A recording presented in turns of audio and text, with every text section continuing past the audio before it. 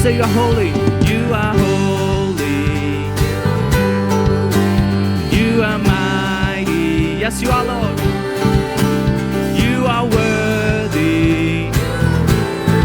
Worthy of praise. And I will follow. And I will listen. And I will love you all of my days. I will sing to and worship the King who is worthy. And I will love and adore him. I will bow down before. I will sing to and worship the King who is worthy. And I will love and adore him. I will bow down before him. You're my Prince of Peace, and I will live my life for you. Yes, Lord God, we will live our lives for you, Jesus. Oh, we worship you, Lord. Oh, you are worthy of all our praises. One more time, say you are holy. You are holy.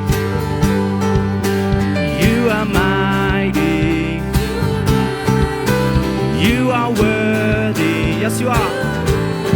Worthy of praise. I will follow. I will follow.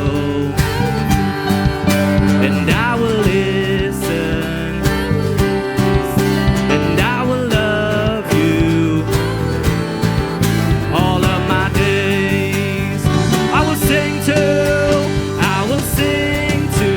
and worship the King who is worthy. And I will love and adore him.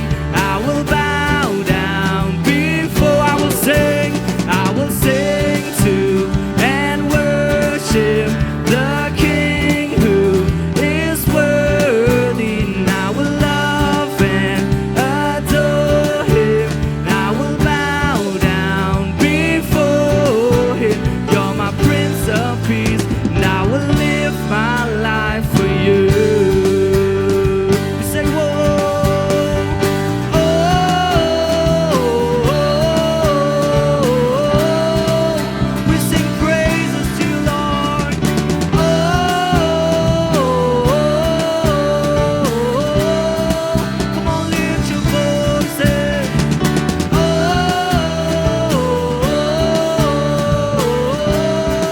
one last time we say, oh,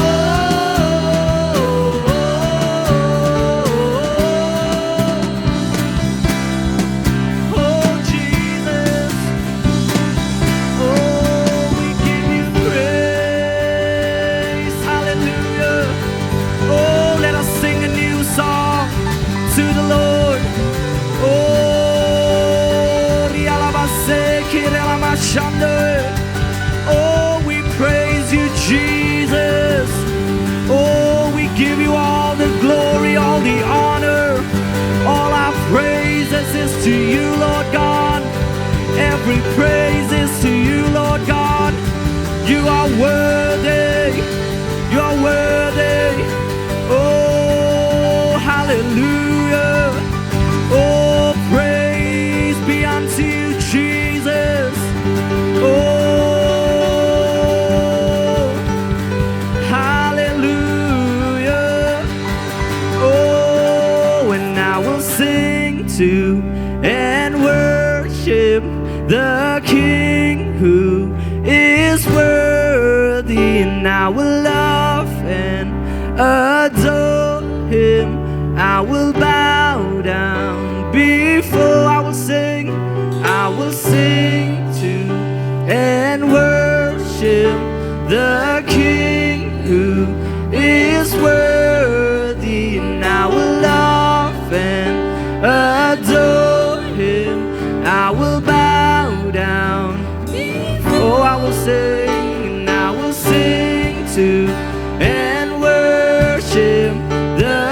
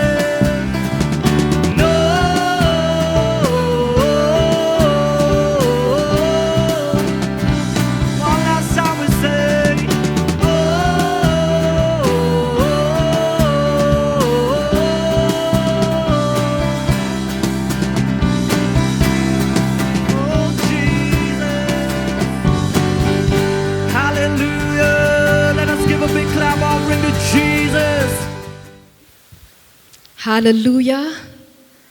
Hallelujah. I couldn't hear your hallelujah. You're not excited to be in the house of the Lord? Hallelujah. Hallelujah. Amen. Amen. So, once again, we thank God for giving us this opportunity that we could be in His presence, to praise, to offer our praise, to offer our thanksgiving to Him, and to hear and to receive His holy word, so that by the power of the Holy Spirit, we may be able to live a life that is pleasing to God. I would like to thank the Judah Ministry for leading us into the throne of God this morning. We serve a holy God. He is holy, and He wants each one of us to be holy just as He is holy. Now, when we look around us, we see and we know that we are living in evil days. The world in which we live is obviously not one that's very concerned about holiness. In fact, we find that the world often actively opposes holiness, which is why we see a social decline. When we look around us, we see a drinking crowd. We see the drug culture. We see the decline even in the dress code. We see many divorce cases. And we see the demonic cult in a rise. We not only see a social decline, but we also see that there is a spiritual deadness. Christians are called to the things of God. Christians, they are called to the Holy Spirit. They are called to holiness. And we see casual Christians who fits in the church and who fits in the world. The world is trying to tell us that sin is fine and that there is no such thing as sin. In 2 Timothy chapter 3 verses 1 to 5, Paul describes the characteristics of people in the last days. He tells that people will be lovers of themselves. They will be lovers of money, boastful, proud, abusive, disobedient, defiant, ungrateful, and so on. And this is what we see in the world that we are living, or this is what we see around us today. And because of all these evil, thus we are called to be careful how we lived, not as unwise, but as wise people. In Ephesians chapter 5, verse 15 and 16, according to the King James Version, it says, "See then that you walk circumspectly, not as fools, but as wise, redeeming the time, because the days are evil." Here, we are asked to walk circumspectly. It says circumspectly, which means we have to walk cautiously. We have to watch our every way so that we do not fall. We are to live a life worthy of the Lord and please Him in every way. In 1 Thessalonians chapter 4, verses 1 to 11, Paul gave instructions on how to live a life pleasing to God. In verse 3, we won't be reading all these verses. I'll just give you a few verses. In verse 3, it says, "For this is the will of God, your sanctification. That is, that you abstain from sexual immorality. Further in verse 7 it says, "For God did not call us to be impure. He did not call us to live as the world live, but to live a holy life." God is calling each one of us to live a pure and a holy life. He wants us to abstain from every immorality. He wants us not to indulge ourselves, in the things of the world. He calls us to live, even though we are in the world, He calls us not to live as the world live, but to live a holy life, to live a life that is pleasing before Him. He commands us in 1 Peter chapter 1 verses 15 and 16 to be holy in all we do, for He who called us is holy. To say that we are to live a holy life, or to live a holy life, saying is so easy. But then when it comes to practical living, it is very tough and it is very difficult. Now, when we hear the word holy, what comes to our mind? Does it stir up positive thoughts? In the secular world, this word holy means narrow-minded. It means judgmental, detached, and other negative words.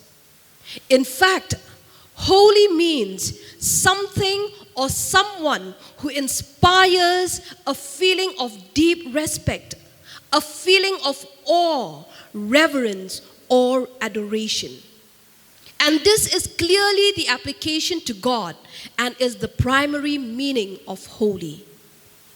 This word holy also means to be perfect, spiritually pure, consecrated, and sacred. But the basic meaning of this word is to set apart. To set apart. When God calls us to holiness, it means that we are to be set apart from the world unto God. That is, we have to separate ourselves from all sins. Paul wrote to the believers in Corinth, according to 2 Corinthians chapter 6 verse 14 to 18 and chapter 7 verse 1. There he says, "Do not be yoked together with unbelievers. For what do righteousness and wickedness have in common? Or what fellowship can light have with darkness? What harmony is there between Christ and Belial?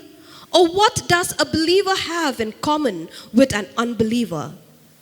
What agreement is there between the temple of God and idols? For we are the temple of the living God. As God has said, I will live with them and walk among them, and I will be their God, and they will be my people. Therefore, come out from among them and be separate, says the Lord. Touch no unclean thing, and I will receive you, and I will be a father to you, and you will be my sons and daughters, says the Lord Almighty." And in chapter 7 verse 1 it says, "Therefore, since we have these promises, dear friends, let us purify ourselves from everything that contaminates body and spirit, perfecting holiness out of reverence from God." Here in this verse, we see that we cannot yoke ourselves together with unbelievers because righteousness does not have anything in common with wickedness, or light have no part with darkness.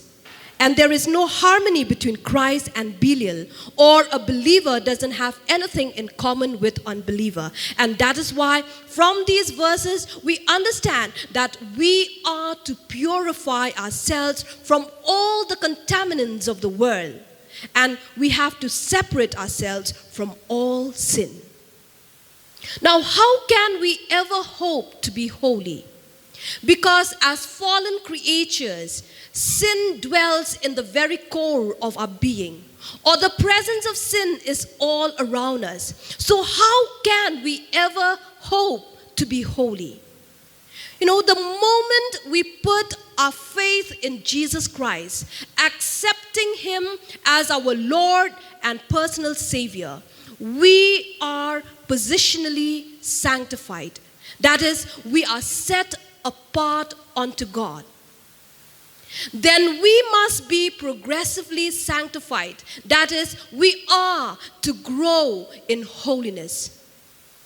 This process will not be complete as long as we're in this body, but we must actively work at it. So how can we work to help this process happen? Let us now turn to 1 Peter chapter 1, verses 13 to 17, to help us understand the ways we can develop a holy lifestyle. This will be our main text this morning. And from these verses, I've titled my message as Developing a Holy Lifestyle. 1 Peter chapter 1, verses 13 to 17 says, "Therefore, prepare your minds for action. Be self-controlled. Set your hope fully on the grace to be given you when Jesus Christ is revealed. As obedient children, do not conform to the evil desires you had when you lived in ignorance. But just as He who called you is holy, so be holy in all you do. For it is written, 'Be holy, because I am holy.' Since you call on a Father who judges every man's work impartially, live your lives as strangers here in reverent fear." From these verses that we have read, we see that there are 5 ways in which we can develop a holy lifestyle. 5 ways in which we can develop a holy lifestyle. The first step is to live a prepared lifestyle. Live a prepared lifestyle. Peter says in verse 13, prepare your mind for action. Prepare your mind for action. The mind is a battleground where many of life's spiritual battles take place. Therefore, we should be mentally prepared for combat in the realm of holiness. Holiness begins in our thought life. We need to judge our thoughts. The moment we have any wicked thoughts, we need to confess them. We need to confess them to God and replace them with thoughts of Him and His Word. For example, if we're envious of someone or if we have a feeling of hatred for someone, we need to judge that thought and confess it to God and ask God to replace it with His love for that person. 2 Corinthians chapter 10 verse 5, it tells us to take captive every thought and make it obedient to Christ. We are to take captive of our every thought and bring those thoughts to the obedience of Christ. We need to check our thoughts. Any arrogant, rebellious thought or any evil attitudes and every pride, any disobedient thought, we need to bring all these to the obedience of Christ. Paul in Colossians chapter 3 verse 2 says, "Set our mind on things above, not on earthly things." We are to set our mind on things above and not on earthly things. We have to gird up our minds by getting rid of all the stuff that would get in the way of our pursuit of holiness in Christ. We need to guard what enters our mind as we guard what we eat. None of us will eat rubbish, or we won't feed ourselves with garbage, because we know that if we do so, we will fall sick. So in the same way, what enters our mind will affect us. Therefore, we need to guard our mind by not feeding any sensual, garbage of the world, but rather feed our mind with what is good.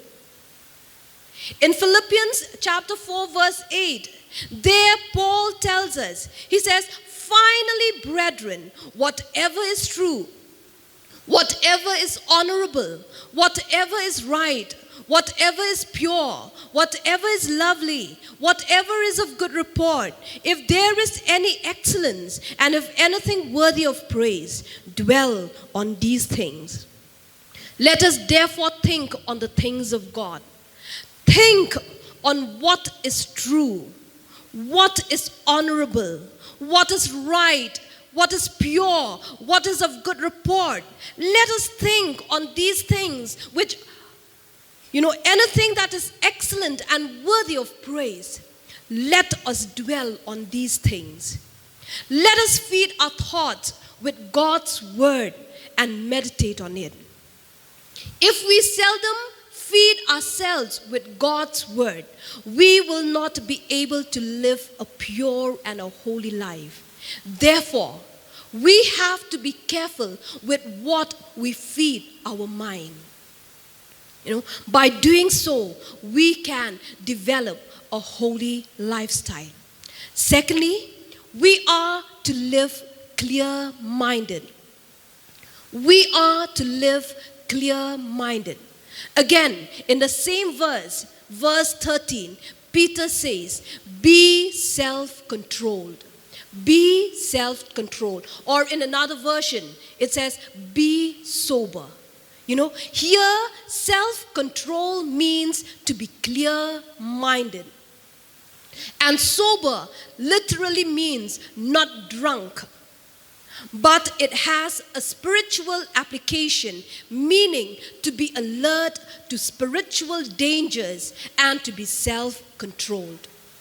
This means to show self-control and balance in our lives. We are to show self-control and balance in our lives.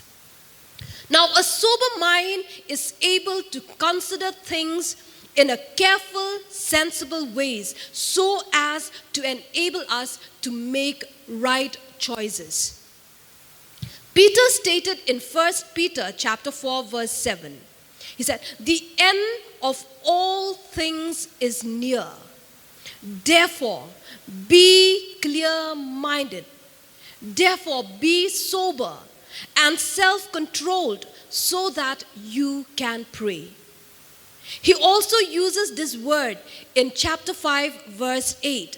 1 Peter chapter 5 verse 8. He says, be sober, be on the alert. Your enemy, the devil, prowls about like a roaring lion, seeking someone to devour. If a lion is on the loose outside, all of us, we will be alert and cautious.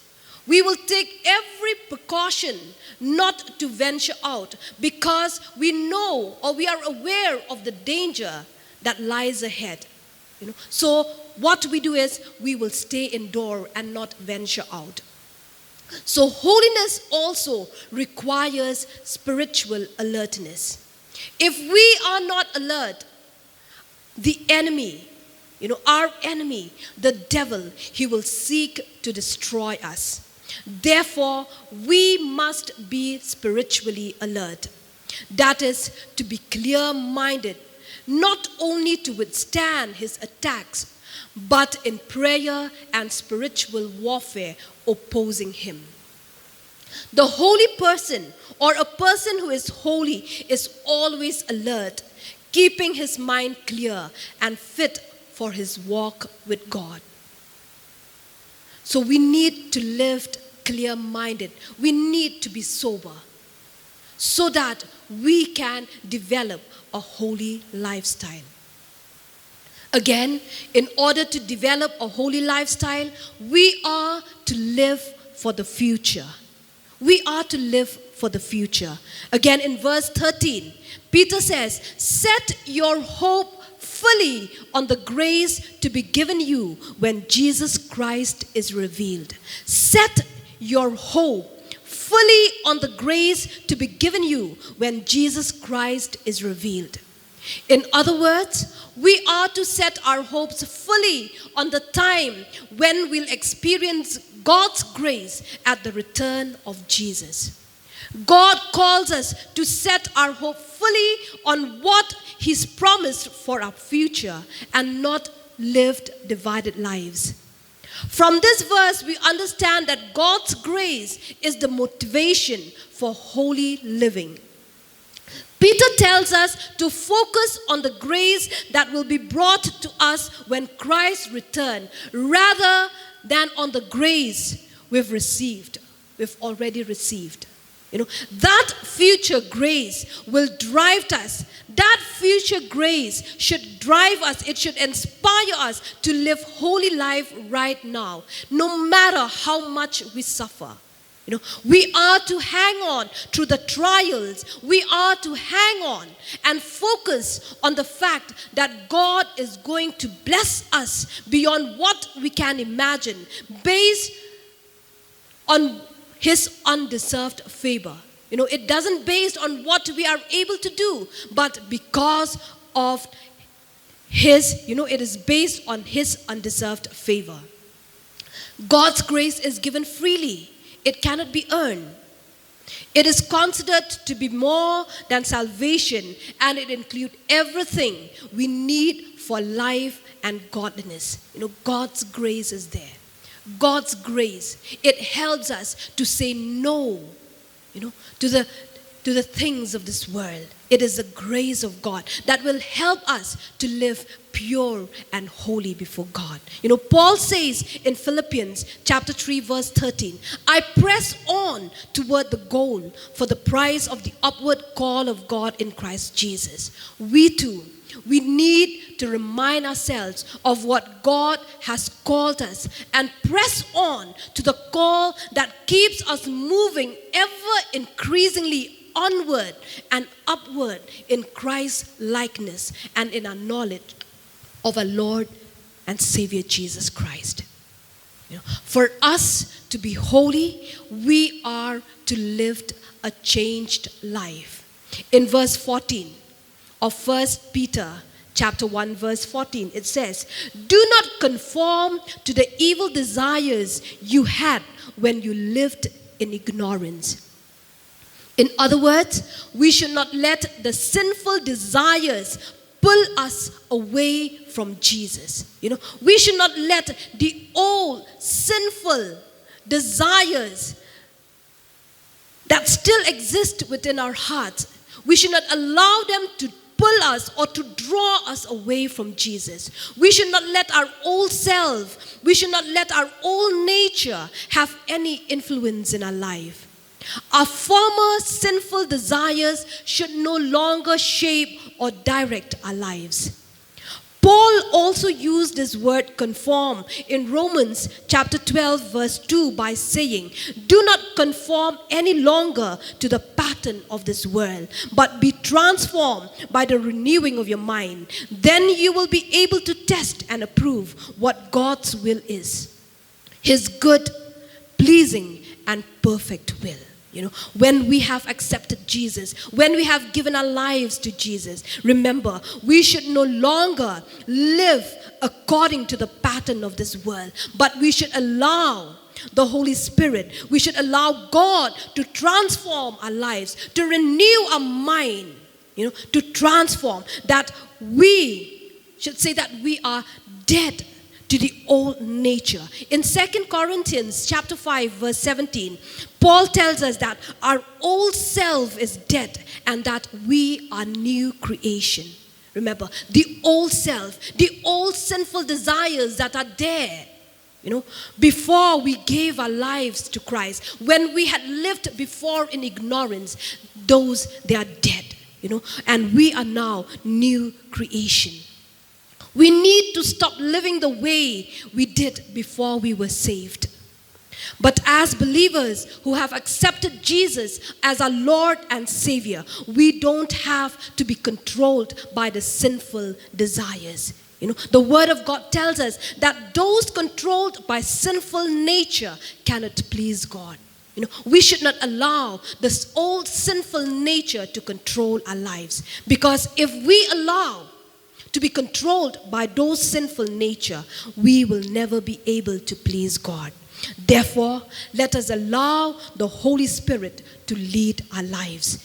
We should allow the Holy Spirit to lead our lives. We are to make a break with the self-centered living, self-seeking, whether directed towards wealth, power, or pleasure, that mark us before we met Jesus Christ. But now, let us live under His Lordship, and let us live for His purpose. When God saved us, He saved us not because of what we have done, but because of His own purpose. We can find that in 2 Timothy chapter 1 verse 9. Who has saved us and called us to a holy life, not because of anything we have done, but because of His own purpose and grace. Boldly, let us proclaim, like Paul did in Galatians chapter 2 verse 20. I have been crucified with Christ, and I no longer live, but Christ lives in me. The life I live in the body, I live by faith in the Son of God, who loved me and gave Himself for me. Let us boldly proclaim that we no longer live for ourselves, but the old self is being crucified with Christ, and it is no longer we who live, but Christ who lives in us. Another way in developing a holy lifestyle is to live like citizens of heaven. Live like citizens of heaven. In verse 15 to 17 it says, but just as He who called you is holy, so be holy in all you do. For it is written, be holy because I am holy. Since you called on a Father who judges each man's work impartially, live your lives as strangers here in reverent fear. We are holy, and we have been called out of this world to be used of God. Our body is a temple of the Holy Spirit. Therefore, we should not allow the world to use us. We should stop being used by the world. According to the Gospel of Matthew, chapter 7, verse 6, it tells us, do not give what is holy to dogs, and do not throw your pearls before swine, or they will trample them under their feet and turn and tear you to pieces. We should stop being used by the world. We are special. When we give our life to Jesus, we are special. Paul tells us in Philippians chapter 3 verse 20 that our citizenship is in heaven. In an earlier passage in chapter 1 verse 27, he exhorts the church to live as citizens of heaven, conducting ourselves in a manner worthy of the gospel of Christ. So here we see that even though we live on earth, we ought to live as if we belong in heaven. As citizens of heaven, we are called to be different from everyone else. In 1 Peter chapter 2 verse 11, Peter urged the believers that as aliens and strangers in the world, to abstain from fleshly lust which wage war against our soul. We are not supposed to live as the world lives. We have to say no to fleshly demands and live for the will of God. As citizens of heaven, we are called to be set apart, to be holy, just as God is holy. We no longer live according to the pattern of this world. Our conduct, our speech, our attitudes should be different from others. We are to seek God first in all that we do and keep a kingdom-minded perspective. We are to live with integrity. We're the only Bible many unbelievers will ever read. By watching our lives, by watching our conduct, our speech, our action, our attitudes, the world can learn about our Heavenly Father. Therefore, we should not be casual with the way we carry out ourselves, but as citizens of heaven, let us reflect Jesus in our lives. So with all these things in mind, let me encourage each one of us to take a moment and introspect our lives. Let us ask ourselves if there are any obstacles that are standing in the way of our pursuit, for holiness. Is there any way in which we've been straying from the path God lays out for us? In the conduct we've been tolerating, the habits we've let ourselves slip into, the way we've been interacting with others in our conversation, or the attitudes we've been embracing, the thoughts we've been entertaining. Let us check ourselves. Are these right before God? Do they please God? What sins have we been indulging that we know the Lord would have us put to death even this very day? I feel God is calling us to repent of sin.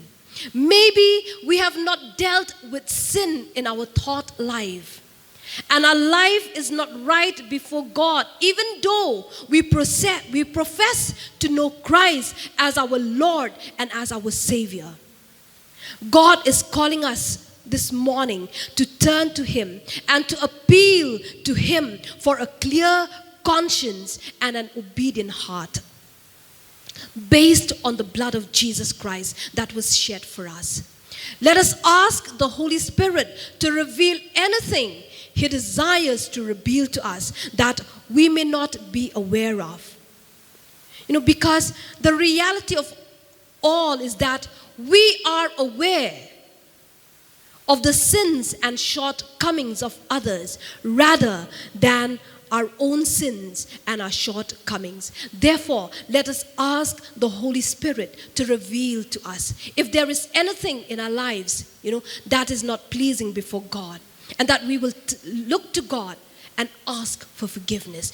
We need the Spirit of God to use the Word of God to expose our sins and then lead us back to God and in those areas, and empower us again in our pursuit of holiness. As we focus on Christ's coming, let us make every effort to be found spotless, blameless, and at peace with Him, as written in 2 Peter chapter 3, verse 14. Jesus is coming for a pure bride, a radiant church, a church without stain or wrinkle or any other blemish, but holy and blameless. When we meet the Lord, we will be perfectly sanctified, made completely like Him, as written in 1 John chapter 3, verse 2. Dear friends, now we are children of God, and what we will be has not yet been made known. But we know that when Christ appears, we shall be like Him, for we shall see Him as He is. Earlier, I've said that the moment we put our faith in Jesus Christ, accepting Him as our Lord and Savior, we are positionally sanctified. That is, we are set apart unto God. Then we must be progressively sanctified by growing in holiness. And when we meet the Lord, we will be perfectly sanctified, made completely like Him. As we are waiting for His return, let us pursue holiness, without which no one can see God. The letter of Hebrews chapter 12, 14, it says, let us pursue holiness, without which no one can see God. This is my encouragement for each one of us this day. Let us pursue holiness. Let us desire to live a pure and a holy life, just as God has called us. He said, be ye holy, for I am holy.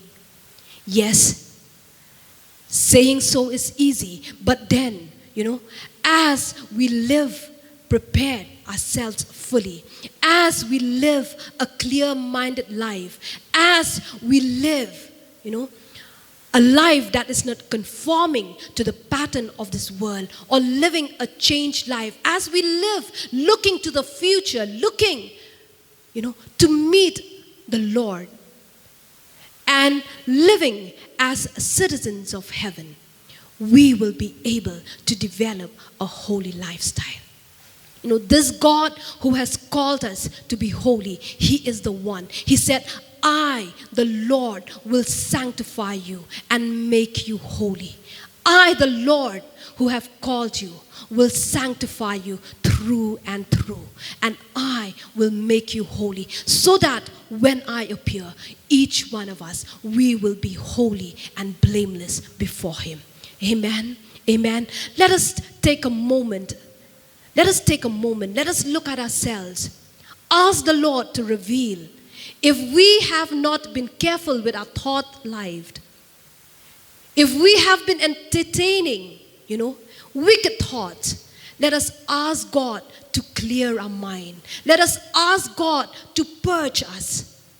Let us ask God to purge us from all contaminants of this world that is there in our lives.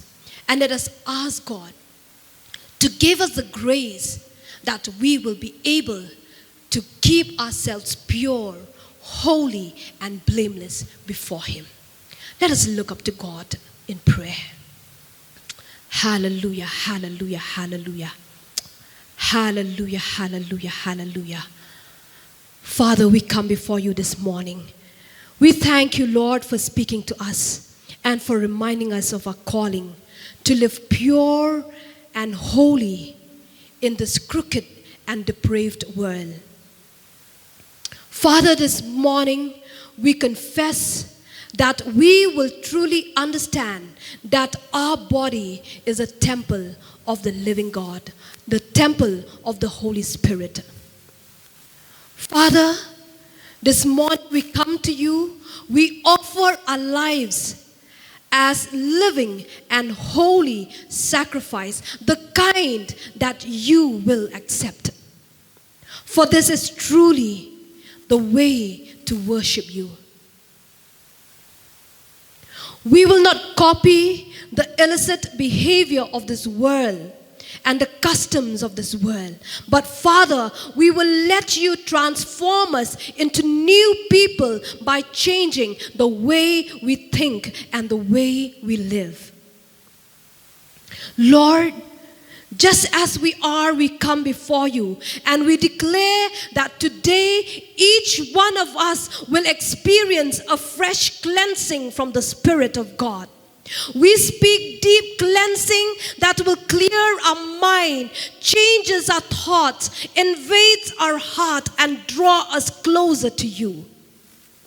We decree right now a washing of the water of God's word to purge us from all the contaminants of this world. In Jesus' name, we undo all the powers of the enemy that would contaminate, infiltrate, and degrade our spiritual purity. May we be flooded with clean spiritual water that goes into the depths of our soul in Jesus' name. Lord, we decree that we are set apart as holy vessels for the work and purposes of God. We speak that we shall function in the purpose and position God has ordained for us.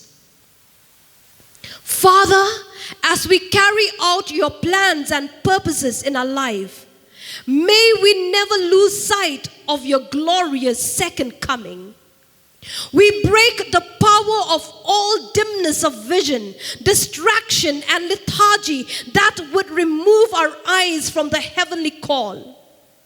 Lord Jesus, as we are looking forward to the day of your coming, help each one of us to be found spotless, blameless, and at peace with God the Father. Here we are, Lord, we surrender ourselves and we rededicate our lives to you this day. Holy Spirit, help us. Help us all not to yield to the temptation, but deliver us from the evil one. Help us to live like citizens of heaven. Almighty God, you are the Alpha and the Omega. You are the first and the last. You are the beginning and the end. Blessing and honor and glory and power belongs to you who sits on the throne and to the Lamb forever and ever. In Jesus' mighty name I pray. Amen, amen, amen. To God be all the glory. I give this time to our dear pastor who is here with us.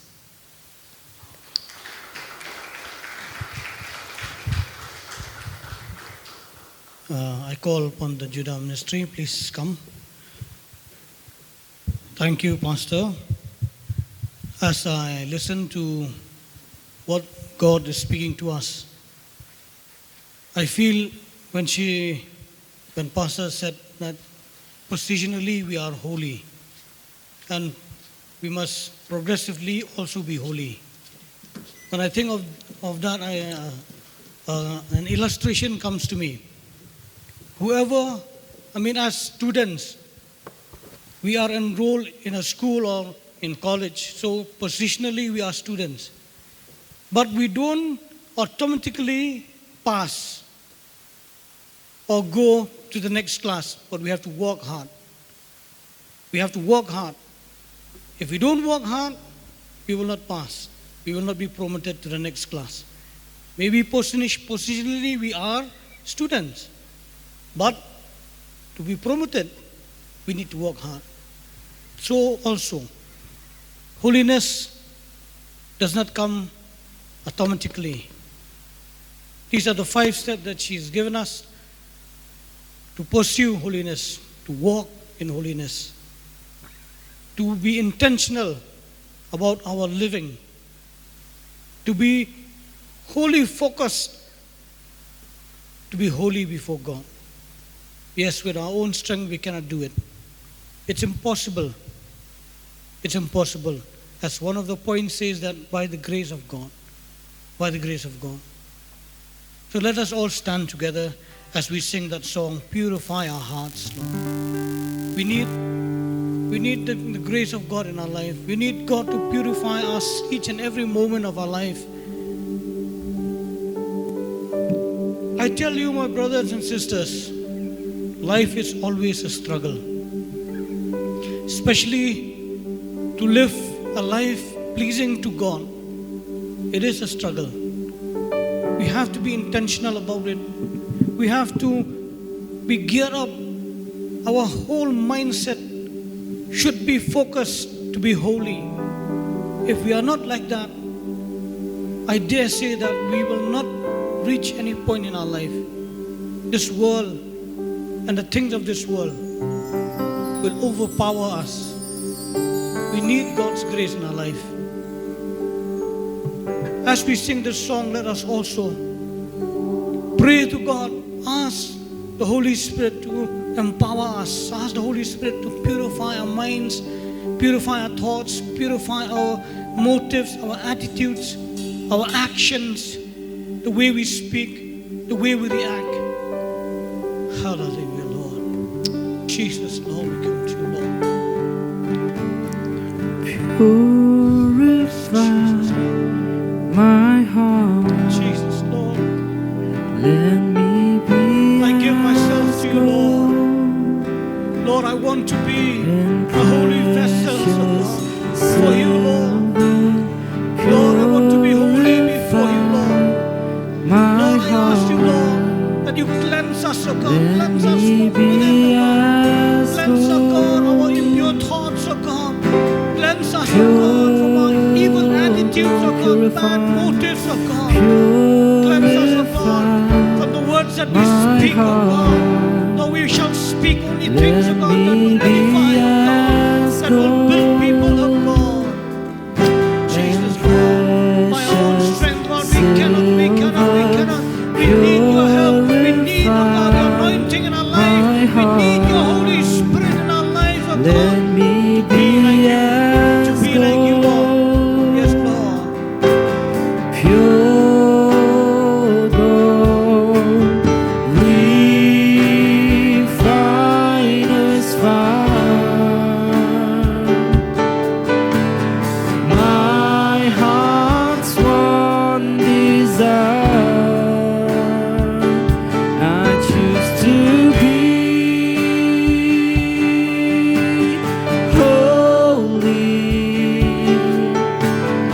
say